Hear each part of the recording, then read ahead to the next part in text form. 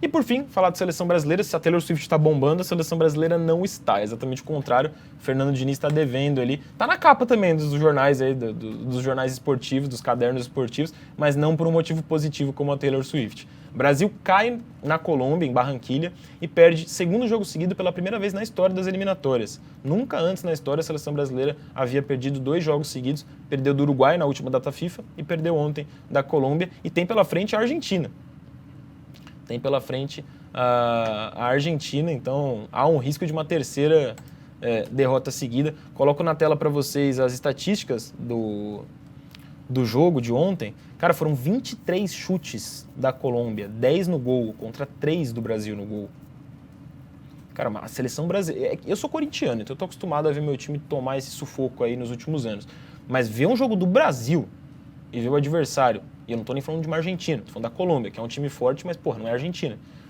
Colômbia fazendo 23 finalizações num jogo contra o Brasil é de se preocupar. Então, assim, escancar esse desequilíbrio, né, da seleção brasileira do Fernando Diniz. Até acho que atacou bem ontem, abriu o placar com o Gabriel Martinelli logo no comecinho do jogo, né? Aquele quarteto ofensivo pareceu dar certo no primeiro momento, deu uma tumultuada ali na defesa da Colômbia, mas assim que o Brasil abriu o placar, o Brasil recuou, baixou linhas ali, ficou mais defensivo e não conseguia sair com qualidade. Meio que dava a bola para a Colômbia rapidamente conseguia levar perigo ao gol do Alisson. Então foi esse o roteiro do jogo, basicamente. Aí no segundo tempo, com méritos, com justiça, o Luiz Dias fez 2 gols, ele já estava sendo o destaque da partida, marcou 2 gols e comandou essa virada da Colômbia para cima do Brasil aí, meio assustadora a atuação do Brasil, tal qual a gente já tinha visto contra o Uruguai, né? Tem coisas positivas, o ataque, mas, cara, a defesa tá uma zona, assim, não dá para ser tão desequilibrada assim a seleção brasileira. E a gente tem noção disso por essas estatísticas aqui que o SofaScore levantou.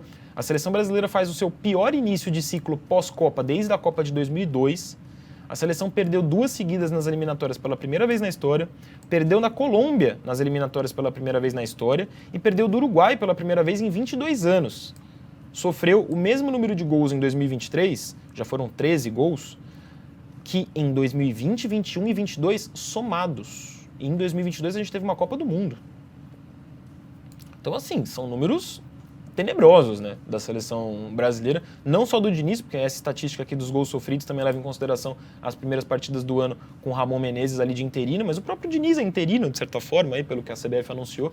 Então não dá para naturalizar aí números tão ruins. Uma imagem muito positiva, a gente fica com a emoção aí por parte dos colombianos, é essa, do Luiz Manuel Dias. Luiz Manuel Dias é pai do atacante Luiz Dias, que fez os 2 gols da Colômbia, e ele passou as últimas 2 semanas sequestrado, em cativeiro. Ele passou 13 dias em cativeiro, 2 dias antes do jogo ele foi liberado. Esse caso, ganhou muita repercussão na imprensa colombiana. Ao longo das últimas 2 semanas só se falava disso na Colômbia. O Luiz Dias é um grande jogador colombiano da atual geração, joga no Liverpool da Inglaterra, e o pai dele completamente emocionado nas arquibancadas de Barranquilha ali, ao ver o segundo gol do filho.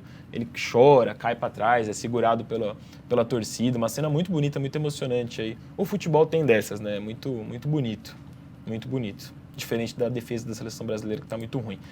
Do lado brasileiro, a gente fica com preocupações. O Vini Júnior saiu machucado de campo. Ainda há uma incerteza sobre a presença dele no jogo contra a Argentina na terça-feira no Maracanã. Aparentemente com uma lesão na coxa, um problema muscular na coxa. O Diniz sai muito criticado pela torcida, né? A opinião pública aí descendo a lenha no Diniz, que há uma semana estava sendo campeão da Libertadores, mas pela seleção brasileira não está conseguindo repetir esse bom desempenho, né?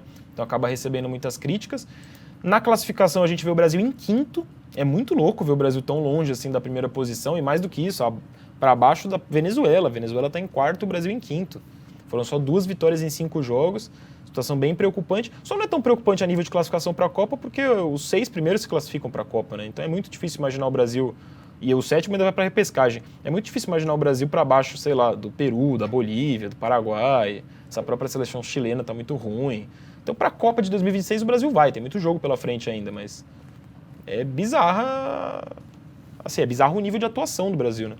Nesses primeiros jogos das eliminatórias. Jogos que tiveram ontem como destaque também, além do Colômbia 2, Brasil 1, a derrota da Argentina. A Argentina perdeu em casa na Bombonera para o Uruguai, de 2-0. O Uruguai de Marcelo Bielsa aí vai fazendo um bom início de eliminatórias, né? É o 2º colocado, venceu o Brasil, venceu a Argentina. A depender do resultado de Brasil e Argentina da próxima rodada, o Uruguai que pega a Bolívia em casa, então o Uruguai vai ganhar. Numa dessas, se o Brasil vencer a Argentina, o Uruguai termina essa rodada de eliminatórias na liderança. O Uruguai de Marcelo Bielsa aí pode terminar na liderança, certo?